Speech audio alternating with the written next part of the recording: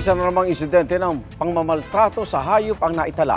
Sa Davao City, kinailang operahan ng isang pusa matapos tamaan ng pana sa ulo.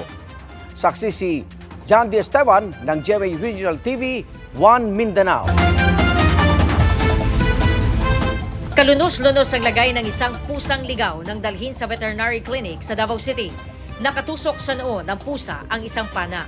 It was very hard surgery because the arrow was penetrating to the brain.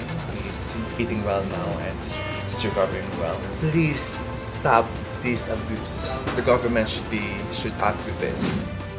Sa Naga City, sa Camarines Sur naman, emosyonal si Princess na matagpuan ang isa sa mga pusa niyang si Melon na wala ng buhay. Natagpuan si Melon na may dugo sa bibig sa eskinita. Hinala ni Princess, may humampas sa pusa. Isa ay may kaya mag-ibo kini. Akala ako kaya mabubuot ang mga tao digdi sa community mi, which is I thought wrong.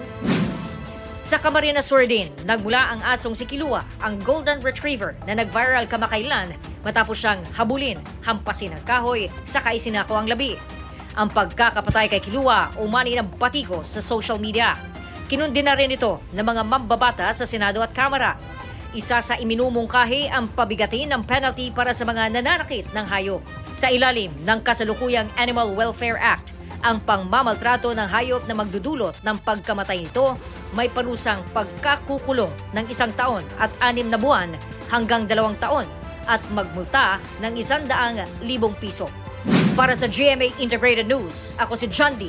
Esteban ng GMA Regional TV 1 Mindanao, ang inyong saksi.